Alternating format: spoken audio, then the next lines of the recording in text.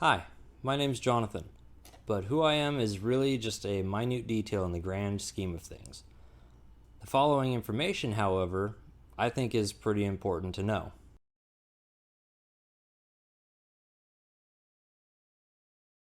In this video, we're going to be looking into E.S.G Social Credit and enslavement. What are E.S.G and social credit? In simple, it's enslavement. I know.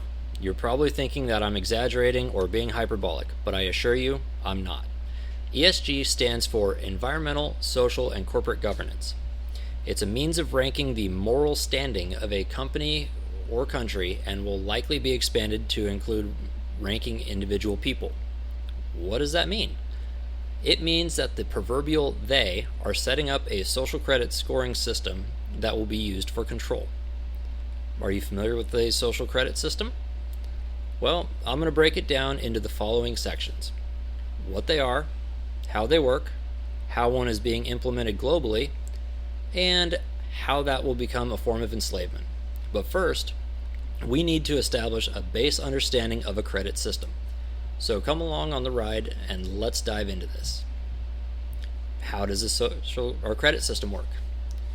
To start with, the Western banking system uses your history of on-time payments to determine the amount of risk they would take by loaning you money. This assessed risk is then represented in the form of a credit score. Late and missed payments increase the amount of perceived risk and negatively impacts your score. The amount a bank determines to be an acceptable risk to loan you, based on said score, is known as your credit limit. This system only pertains to monetary transactions. What is a social credit system? A means of determining eligibility for privileges based off of adherence to what the governing body considers to be acceptable behavior, speech, and thought. That's right, thought. More on this later. The more credit or privileges one has, the more freedoms and comforts an individual, company, or other entity can be allowed. An example would be in China, where a model citizen can have the privilege and freedom to travel abroad, but those who speak ill of the Chinese government are barred from it. How is a social credit system different from a banking credit system? A social credit system differs in the sense that not only is your score impacted by your level of financial responsibility, but your perceived moral responsibility as well. The perceived moral responsibility is based on how well the credit holder adheres to a set of regulations that are established by the governing authority. An easy example of this idea: a shopping cart at the store. Put it back, +1 social credit point for doing your part. Leave it out, -1 point for irresponsibility, -1 point for laziness, and -1 point for causing an eyesore. Here's another example. Your manager at work tells you to do something that is against your morals. Comply with the direction, +5 points for loyalty. Refuse, -30 points for insubordination. This system pertains to more than just financial transactions. How can a social credit system be applied?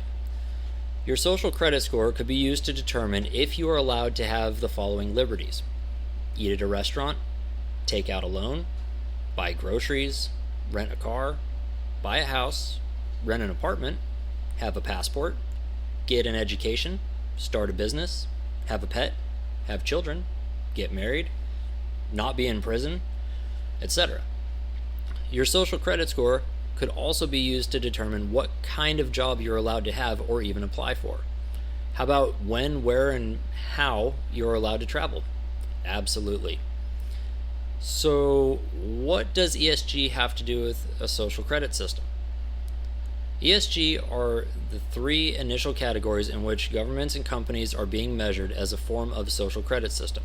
Financial institutions using ESG scores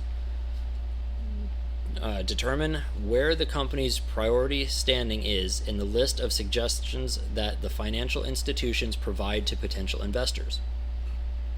Okay, but what does any of this have to do with enslavement? Well, what are some ways people are controlled?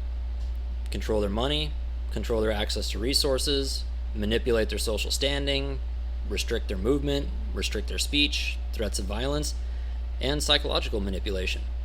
A social credit system does many of these very things. When everything you say and do is counted against you, you are either going to be extremely careful and likely paranoid that every aspect of your life meets the socially accepted moral standard, otherwise you will face dire consequences.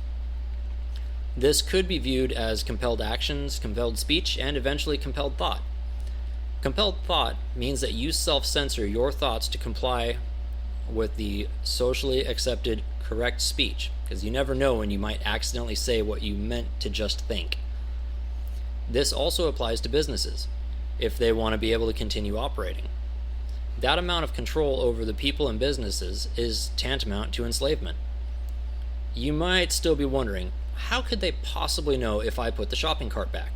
Well, over the last 20 years, there has been a rapidly growing surveillance state. This increase hasn't just been in the US, but globally. I mean, think about it.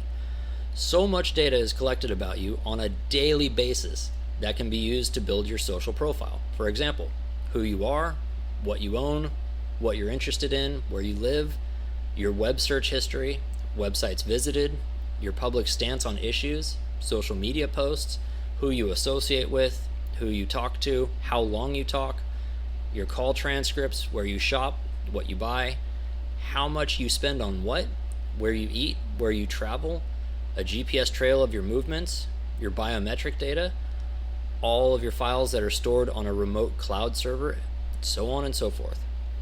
Biometric data, you say? Yep. Every time you use the social media filter to put those cute cat ears on yourself for a video chat, you're teaching the algorithm in facial recognition software how to better detect and track your face. That is also how social media companies automatically tag your friends in photos you post. You also have voice recognition software that stores audio bytes of your voice on some remote server so that it can be matched up at a later point in time. Of course, we know about fingerprint scanning tech on phones, but did you know they also have the technology to scan your retina?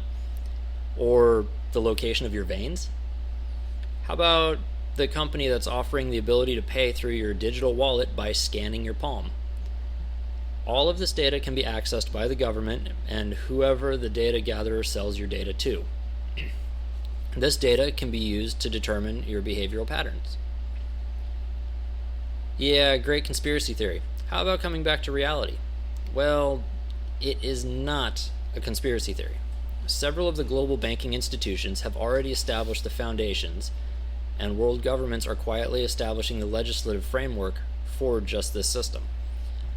Just a minuscule amount of research will show many examples of it.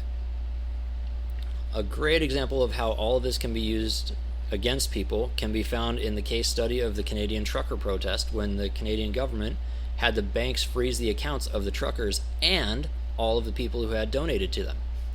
Or, again, China's established social credit system. Outside of that, consider this for a second. How many companies have you seen signaling their virtue by jumping in to make statements about every hot topic issue that gets brought up by the media? Why do you think that is? I'll give you a hint. It's not because the company actually cares about the issue. Interesting enough, a shoe company that exploits foreign sweatshop labor for massive profits, and some of the largest oil companies can have a higher standing on this list than a company that expressly works towards what would be considered green technology based on the presentation of social equity and other virtue signaling platitudes within their public image. Simply put, it's to help their ESG score, but at the end of the day, it's just platitudes. Now, a little more food for thought. There is a global push from high up the chain to switch everyone to a digital form of ID, as well as a central bank digital currency, or CBDC. Is it really a stretch to think that the combination of these things would be used to usher in greater levels of control? Now, if you're sitting there thinking, good, my political team is in power and I hope that other team gets the brunt of this, serves them right, then I ask you this: would you still think it was a great thing when there's a shift in the balance of political power and now that other team gets to determine what is deemed to be acceptable? If you happen to have stuck around all the way through right now, thank you for joining me on this ride, and keep an eye out for future videos about other important topics. I've heard it said that knowing is half the battle and knowledge is power, so share this video if you can. If not, at least have a conversation. Like and subscribe if you want.